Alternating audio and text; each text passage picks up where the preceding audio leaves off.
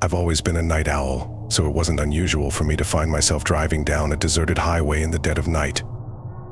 The road stretched out in front of me, illuminated only by the dim glow of my headlights. The familiar hum of the engine usually soothed me, but tonight it felt different, heavier, as if the night itself was holding its breath. Suddenly, a dense fog rolled in, wrapping my car in a ghostly embrace. I squinted through the windshield, anxiety tightening in my chest as visibility dwindled. The world outside turned into an abstract painting of shadows and blurred lights, and panic began to creep in, whispering insidious doubts. As I strained to see the road ahead, a figure emerged from the mist.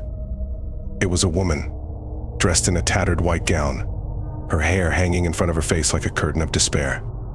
My heart raced as I slammed on the brakes, fear flooding my senses.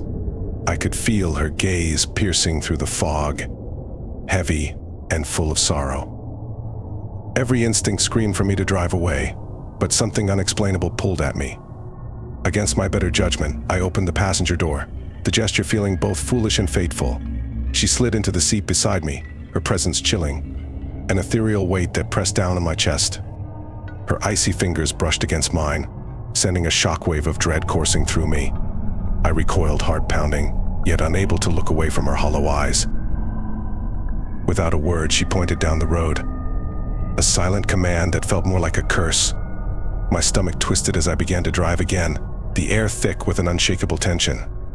As we moved deeper into the fog, her voice emerged, a low, haunting whisper that curled around my thoughts like smoke. She spoke of a tragic accident, a tale drenched in grief and loss, recounting how this very road had become a graveyard for the unwary. Chills ran down my spine as I realized I was entangled in her story, a living part of a nightmare that echoed through time. The road seemed to stretch on endlessly, twisting and turning, a malevolent serpent coiling tighter around my fate.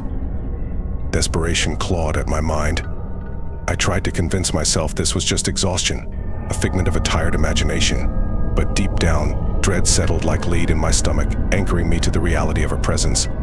The laughter that slipped from her lips was haunting, a sound that echoed with the weight of lost souls wrapping around me like a shroud.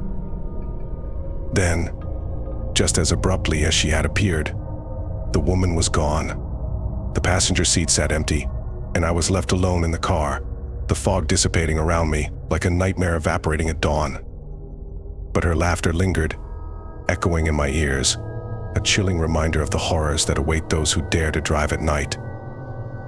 The warmth of the world outside felt distant, and I couldn't shake the feeling that I had crossed a threshold from which there was no return.